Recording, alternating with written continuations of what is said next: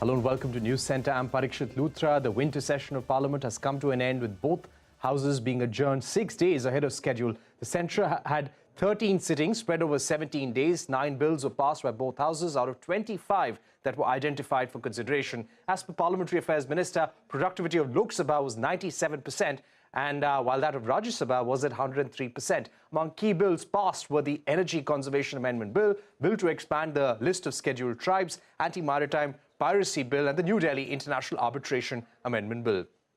Key legislations like the Banking Laws Amendment, Data Protection, and bills to amend the Banking Act and the Insolvency Law Amendment have been pushed to next year now. The session also saw heated exchanges between the opposition and the government over the India-China border clashes. I'm now joined by Manish Tewari, member of the Congress party in the Lok Sabha. Mr. Tewari, thank you very much for joining us.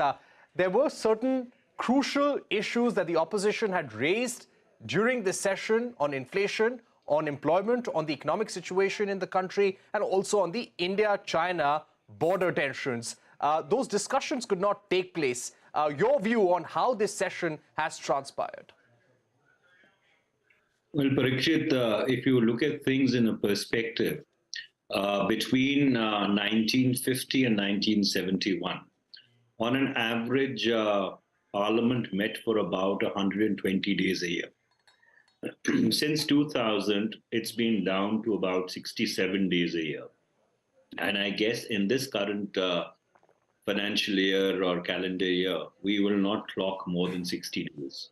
So generally, there has been a diminution of the role of Parliament in the public affairs of the country.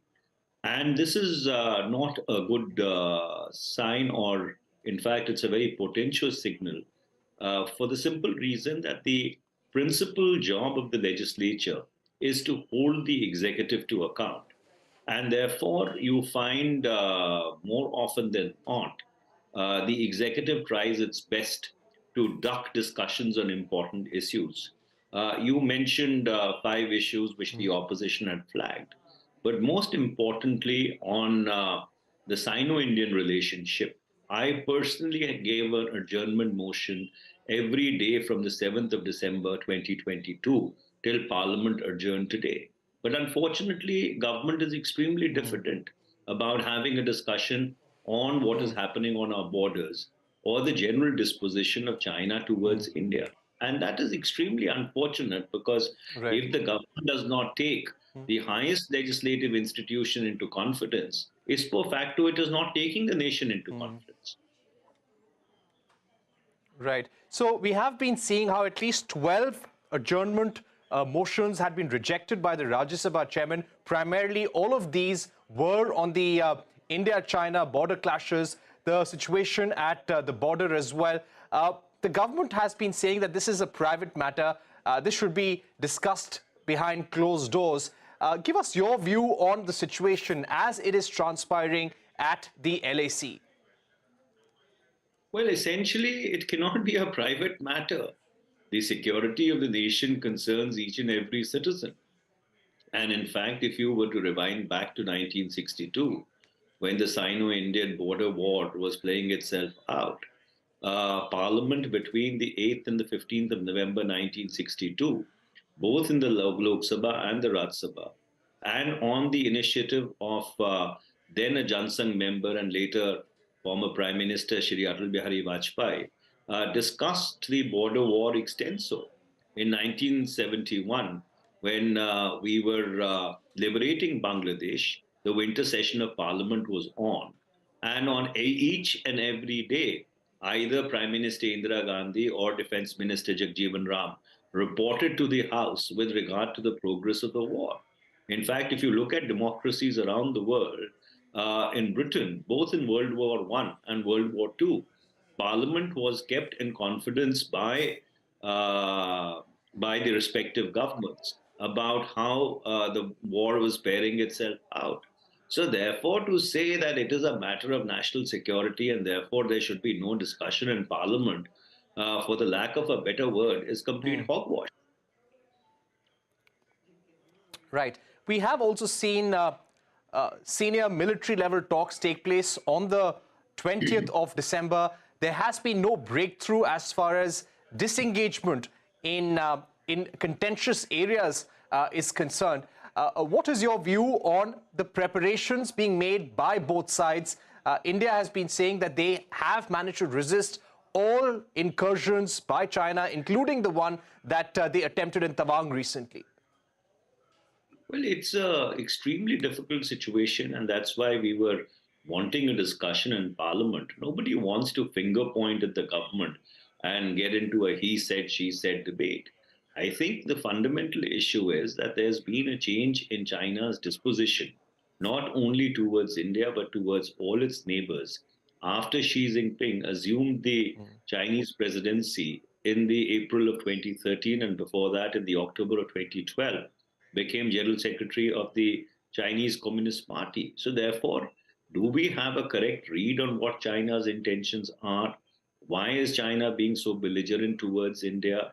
You had Doklam in 2013, you had Chumar in 2014, you had Depsang in 2013, Chumar in 2014, Doklam in 2017, then you had Galwan in 2020, and now you had the Yangtze clash. So therefore, these are actually symptomatic of a broader problem that exists between the two countries. And what is the way forward? Because ironically, as you look at it, Sino-Indian trade has been booming and the balance of trade has been adverse qua India, while the situation on the borders continues to remain taut. So therefore, ultimately, what is the modus vivendi that the government intends to find? Because you have a situation whereby for the third winter consecutively, you have 50,000 or more troops forward deployed along the line of actual control. Right. And obviously, that comes at a cost, that comes at an expense. And more importantly, when you have skirmishes of the kind that happen in Yangtze, you can go on an escalatory spiral very easily. So there is a situation, and I think the government should have taken Parliament into confidence, because after all, it is the same Parliament which in 1994 and then again in 2012 passed unanimous resolutions, supporting the position of the government of India vis-a-vis Pakistan on Kashmir, and said that the only unfinished business of partition is the reclaim of areas illegally occupied by Pakistan. So therefore, whenever there's been a question of national security, Parliament has always risen to the occasion. Mr. And Tewari, I find no reason why this discussion should have happened. Right. We have seen an unprecedented third term for President Xi Jinping. He has emerged stronger politically. What are the larger Chinese intentions that we need to be really careful about? Well, that's exactly, I think, what we need to really figure out, because whether you like it or not, China is India's immediate neighbor. And of course, it is one of the largest economies in the world today. But unfortunately, scholarship in India with regard to China across the spectrum is really very tardy. We have a better read on European history, on Britain, on France, even on Germany, the United States of America, which goes without saying. But insofar as the East is concerned, and especially China, I think there is a very, very small and close group of scholars who possibly may have some knowledge with regard to what China's intentions are. But essentially, what you find is that we've adopted a reactive strategy. We seem to be reacting to Chinese belligerence rather than adopting a proactive strategy in order to try and contain this, because it is not only India with which they are being aggressive. If you look in the South China Sea, their claims along the nine-dashed line, or if you look in the East China Sea, their claims qua Japan, on the Senkaku Islands, the artificial islands which are being constructed in the South China Sea. So China is behaving in an aggressive and belligerent manner all around.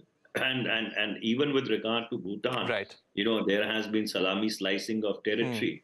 So eventually, what is the kind of larger strategy that India has in mind? Would Quad really work? Because by or for all intents and purposes, and this has been said explicitly that Quad is not a military alliance. So therefore, what kind of a modus vivendi that we require to ensure that China plays by the rules, and these are not rules made by some Western imperialists. Mr. Tewari, one quick question, if I could. Yeah. Yeah, these are agreed One quick rules question before we wrap, Mr. Tewari.